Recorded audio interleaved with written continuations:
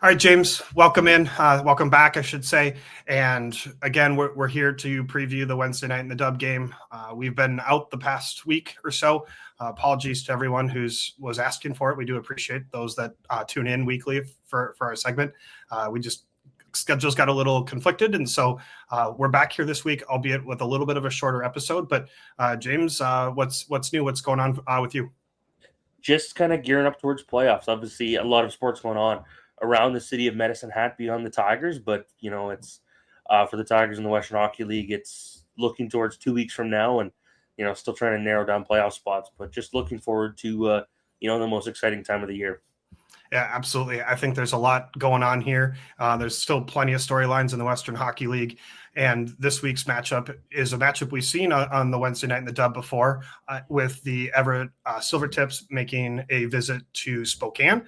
And we'll take a quick look at the standings here, and we'll see that the Everett Silvertips are currently sitting first place in the Western Conference with 94 points after 63 games played. They're facing the third place Spokane Chiefs, who have made quite a run of it, actually, and especially in their last 10 games going 8-2.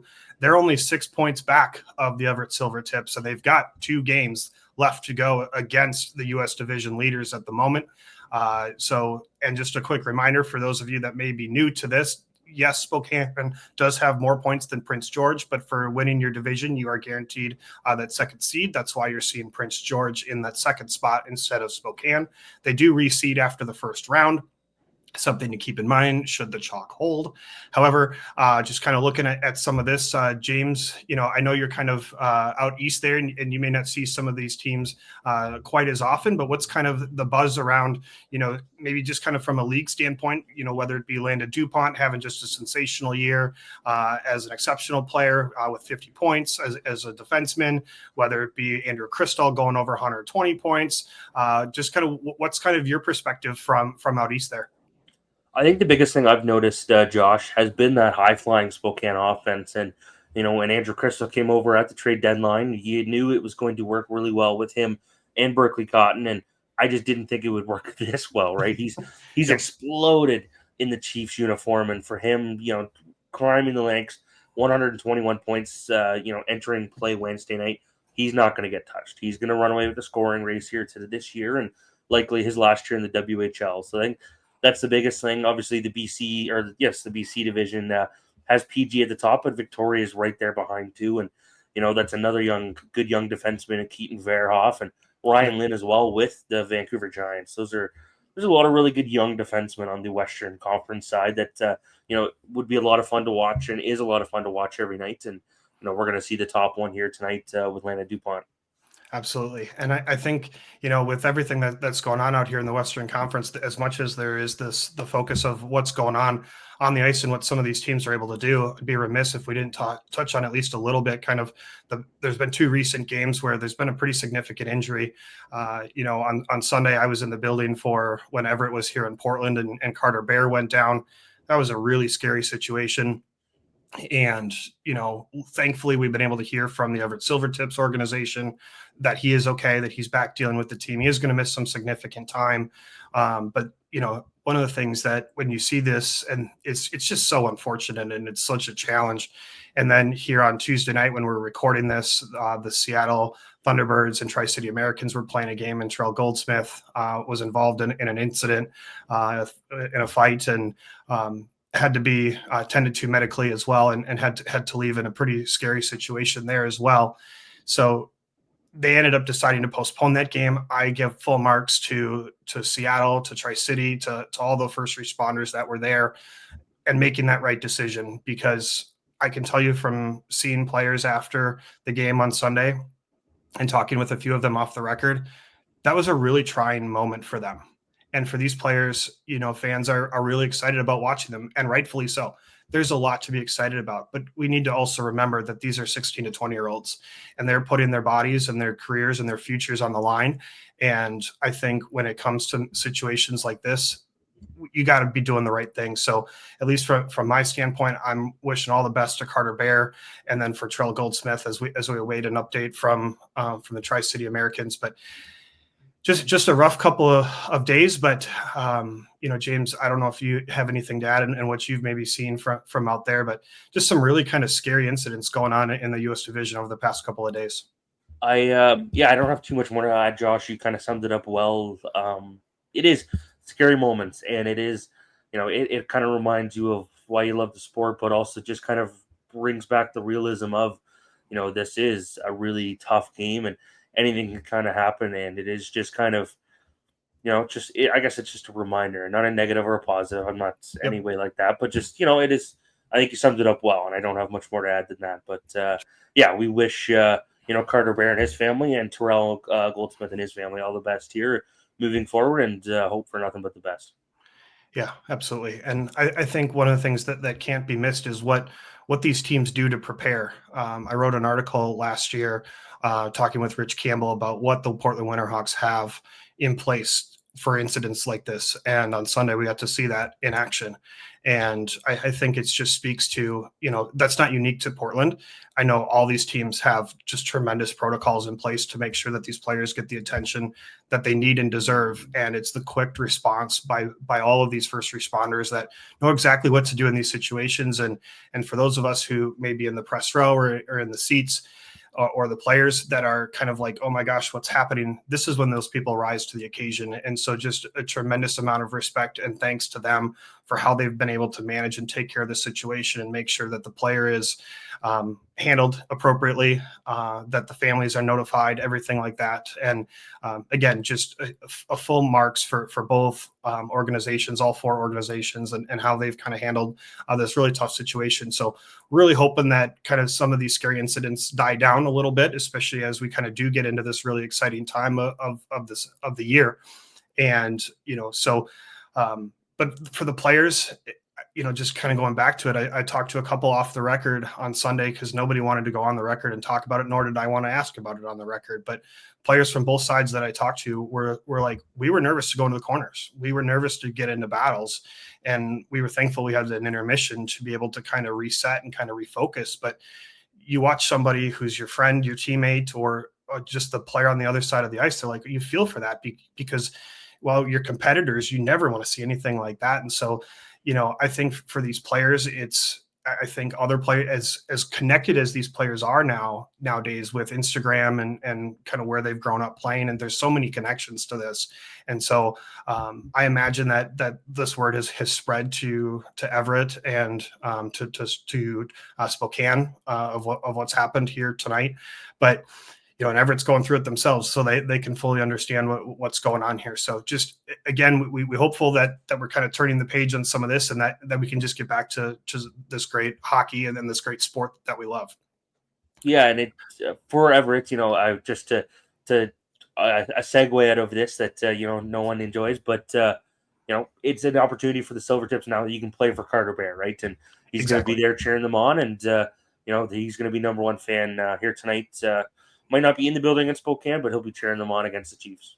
Absolutely. And for Everett, you never want to see your player go down, but they've also been able to get two players returned to their lineup, kind of like you were mentioning a little bit about now you can play this for Barry. You get Austin Roost, who's back. He played 2 games over this past weekend, did not play Sunday in Portland. And, to have it, what a perfect time to get your captain back and a player of Roost's caliber as he kind of gets back into game shape and game speed.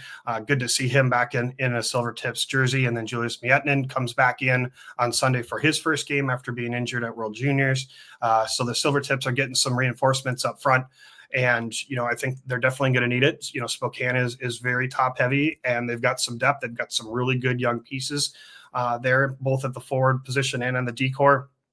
Dawson Cowan's having an unbelievable year. Jesse Sanchez doing just wonders in that, as well as both these goaltenders look to help backstop their teams through a playoff run. So up and down the lineup, you've seen a lot of high-end skill. You got depth. You got drafted guys on both sides.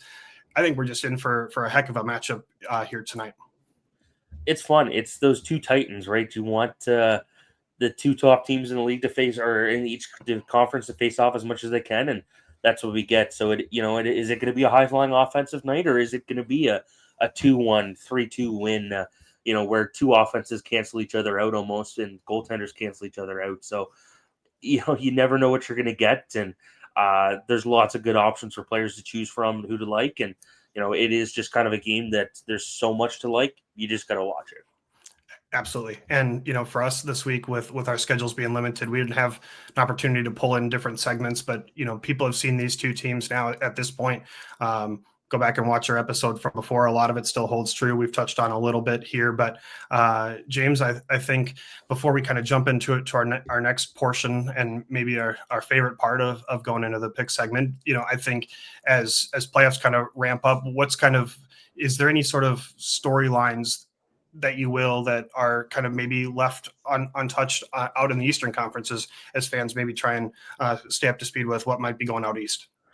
In the East, I think the biggest thing now is just trying to get division leaders nailed down. And I mean, it's the same in the West, but in the East, it is, Medicine Hat, the Tigers still hold first in the East, just barely by the ahead of the Calgary Hitmen, who have a couple games in hand. And of course, the two teams will meet for the final game of the WHL regular season on a Sunday. It's also a free game on Wednesday night.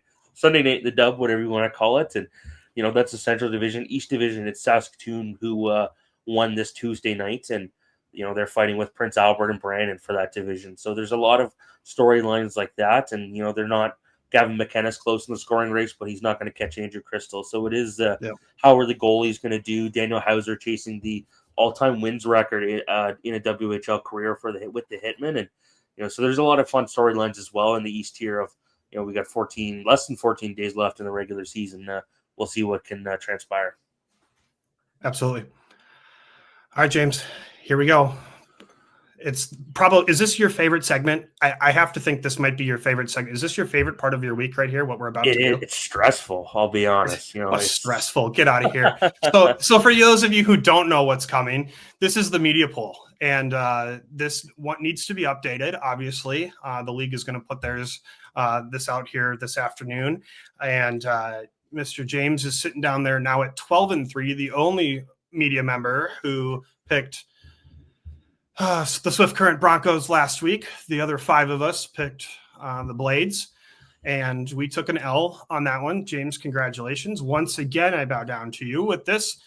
You just seem to have a knack for this. 12-3, like is there anything left to say at this point? Like, my gosh, dude. Job's not finished. I don't think the job's finished here, Josh. So, we'll just we'll keep going, and only one in double digits, but it doesn't matter, right?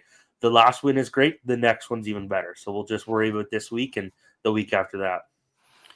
So how many more cliches can I get? But no, it is. I don't know. It's a lot of fun, and it's I'm not really great usually at predictions, so it's kind of been fun to get some wins here.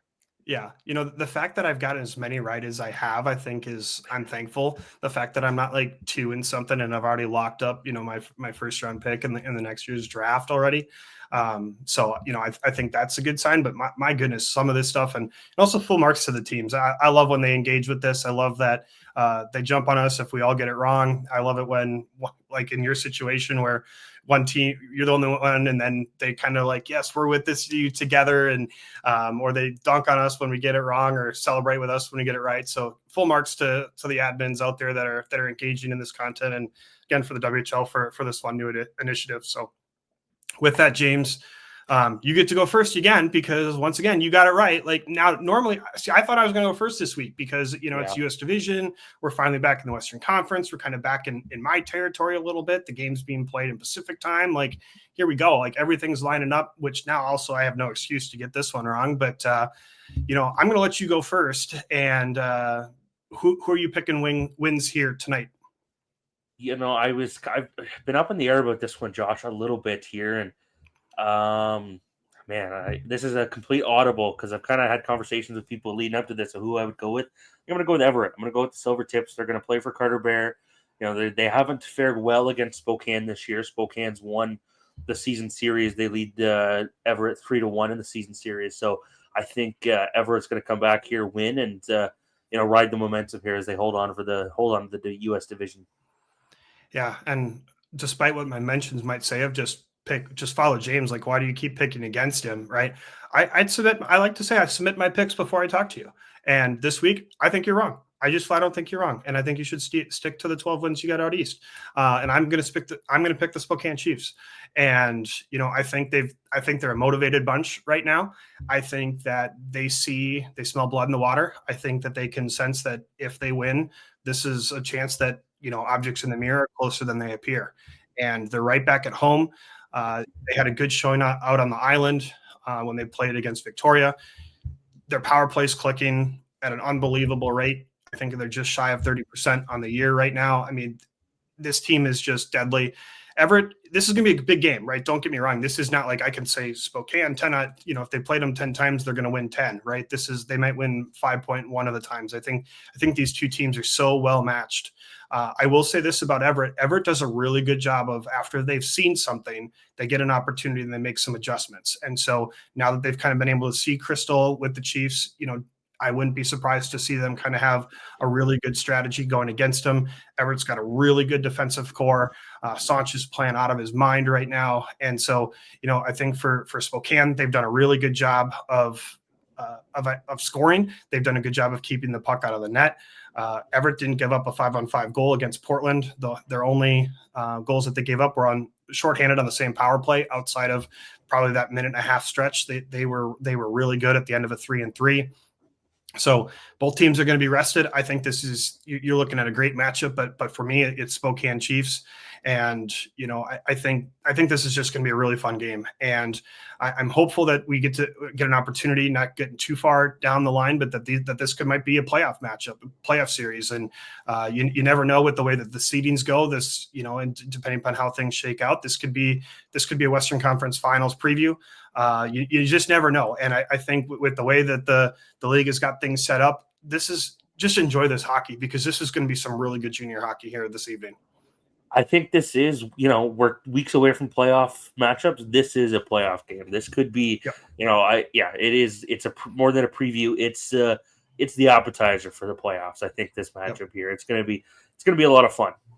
Yeah, I don't have the numbers in front of me, and I really should have. But Spokane does a wonderful job drawing attendance. They've got a lot of capacity there at the Spokane Arena. They've just. And so that building is going to be buzzing. They've been excited. They supported this team on their rise, and now is kind of they're making their way up here. And now they've got a bona fide contender here, and they've got a player in Andrew Crystal and Berkeley Catton who just the chemistry that these two have found each other so quickly and been able to play together, find a way to. But also be responsible defensively enough. Sometimes when you see these high-end guys, you wonder, are they going to sell out? Are they going to block the shots? Are they just going to try and fly the zone? And yeah, at moments you're going to see that, because that's how they're going to beat you at times, right? But you've also, in watching some of the clips on them and seeing them, they're the real deal with this. So for me, this is an exciting game. Everett on Sunday, it was too bad that both Portland and Everett didn't have their full legs going to 3-3, but Everett is they're a suffocating team for offenses. They make you earn everything you get. And so Spokane is going to have to not get frustrated. They're going to have to work through maybe not getting the speed they want through the neutral zone. They're going to have to get their ground game working. They're going to have to cycle the puck. They're going to have to get shots through. They're going to have to maybe make that split-second extra pass or that decision of let's not fire it, because Everett is really good at getting in shooting lanes and going the other way. And with an active defense core like Spokane has, there's an opportunity for odd man rushes the other way if they're not careful.